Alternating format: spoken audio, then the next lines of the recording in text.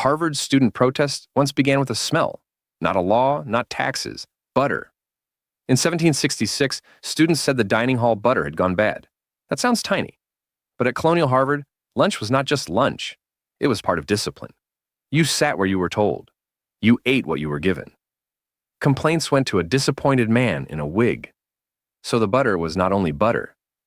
It was authority, but spreadable. Then Asa Dunbar stood up. He was later remembered for the line, "Behold, our butter stinketh." That is not a cafeteria review. That is a tiny manifesto with dairy. Harvard could have replaced the butter. Instead, the school punished Dunbar, and that changed the story. A bad meal is annoying. Punishing the person who says it out loud makes everyone look at the meal. Students walked out. Then the school wanted names. The students refused to snitch. Not on Asa, not on the walkout, and absolutely not on the butter. So Harvard suspended over half the student body, half for butter. Eventually, the students were readmitted, and the butter was replaced, which means the solution was available the entire time. The object is ridiculous, but the feeling is familiar. Sometimes history begins with lunch saying, "Please investigate me." Now, that version is funny, but it also hides the real engine of the story. Because nobody risks suspension just because breakfast tastes weird. People rebel when the small thing proves the big thing is not listening. That is why this story is not really about butter. It is about the moment a rule starts smelling fake. So let us rebuild the crime scene. Harvard in the 1760s was not a modern campus with snack machines. It was closer to a small disciplined village with Latin homework. Students were young. The rules were older than their grandfather's chairs. Food was not a lifestyle choice. Food was a daily test of obedience. You did not open an app and rate the dining hall 1 star. You swallowed the institution. And in the decade before the American Revolution, fresh food was not always easy to get. So yes, the butter could actually be bad, not metaphorically bad. But the administration also admitted something important. Much of the butter really was rancid. That is the part that makes the whole thing deliciously absurd. The students were not hallucinating dairy oppression. The dairy was, in fact, oppressing them. Enter Asa Dunbar, senior trouble magnet, future footnote with excellent timing. He was not famous yet. He was just a student looking at a plate and choosing violence, verbally. The remembered phrase has the rhythm of a Bible verse and the energy of a Yelp review. Behold, our butter stinketh. Give us butter that stinketh not. This is a perfect protest line because it does 3 jobs at once. It names the problem, it makes people laugh, and it makes authority sound silly. That last part is dangerous. Institutions hate being made small. If students quietly complain, the school can call it attitude. If students laugh together, now it is culture. And culture is much harder to discipline than one student. So, Harvard did the classic management move. It found the messenger. Dunbar was punished for insubordination, which is an impressive word to attach to breakfast. That punishment created the first real plot twist, because suddenly the question was not, is the butter bad? Everyone could smell the answer. The question became, who gets punished for telling the truth out loud? That is when individual disgust turns into group identity. The next morning, the students protested by leaving the hall. They cheered in Harvard Yard. Then they ate in town. This is the most student part of the story. The rebellion included going somewhere else for food. A modern version would be a campus uprising that somehow ends at a taco truck. But in 1766, leaving the hall was serious. It was refusing the place where order was performed. Meals were not just calories. They were attendance, hierarchy, silence, and supervision. So when students walked out, they were not just rejecting butter. They were rejecting the little theater of obedience. That is why the school escalated. The administration wanted the names of the instigators. This is where every protest becomes a social test.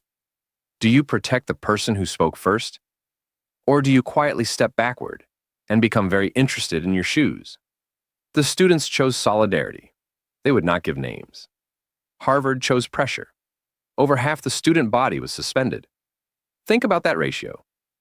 This was not one loud student and 5 awkward friends. This was a campus authority problem large enough to remove half the campus, which is like solving a squeaky chair by closing the school. And the longer the conflict ran, the stranger it got. The Harvard Corporation was not only worried about spoiled food, it was worried about violent, illegal, and insulting proceedings. That phrase is amazing because it sounds like the butter organized a crime syndicate. From the student's view, the chain was simple: bad butter, honest complaint, unfair punishment. From the administration's view, the chain was terrifying: mockery, disobedience, collective action. Same butter, different horror movie. Eventually, the crisis got big enough that Massachusetts Governor Sir Francis Bernard became involved. Imagine being governor and being handed the butter file, not a war file, not a tax crisis, a dairy situation with witnesses. Bernard addressed the students in chapel and helped end the crisis. The suspended students were eventually readmitted. The butter was replaced. And there it is. The official solution was exactly what the students asked for at the start: better butter, less rebellion. But the funniest thing about the butter rebellion is not that it happened once. The funniest thing is that Harvard kept having food rebellions: bread and butter, cabbage soup, a full food fight decades later. At some point, the dining hall was not a dining hall. It was a recurring boss battle. Every generation seemed to discover the same old truth: students can tolerate many things until the food starts insulting them. This is not just because young people are dramatic. Food is intimate. You put the institution in your mouth.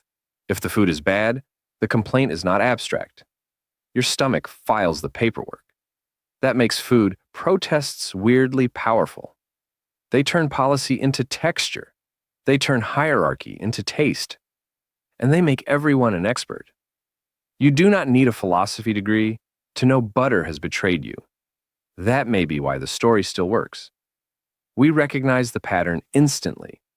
A small daily inconvenience becomes proof that nobody upstairs is listening. The object changes. The feeling does not. It can be butter. It can be Wi-Fi. It can be one printer that has been jammed since the Enlightenment. The rebellion usually begins when someone says the thing everyone has been thinking. Then, the room checks itself. Are we laughing? Are we scared? Are we together? If the answer is together, the butter has lost. There's also a warning hiding inside this story. For institutions, the danger is not always the biggest injustice. Sometimes it is the small insult everyone can see. Because a small, obvious problem is a test. Will the people in charge fix it? Or will they punish the person who noticed? Harvard, at first, picked door number 2, and that is how bad butter became a leadership case study with side dishes. For students, the warning is different. Solidarity is powerful. But once a joke becomes a movement, the stakes stop being cute. Suddenly, you are not just making fun of lunch. You are testing who belongs to the group. That can protect people. It can also trap people. Good protests need a target smaller than the people inside them. The butter rebellion mostly gets this right because the target stayed wonderfully concrete. Not everything. Not the universe. Just, please stop serving the cursed spread. That specificity is why the story survives. Big abstract conflicts are hard to picture. Bad butter is impossible to miss. You can smell the thesis. And somehow, this little campus food complaint sits near the beginning of American student protest history. Before sit-ins, before teach-ins, before protest signs became a campus genre, there was a plate, there was a smell. There was one student who refused to pretend. That is a strangely useful origin story. It reminds us that history is not always born wearing a powdered wig and holding a declaration.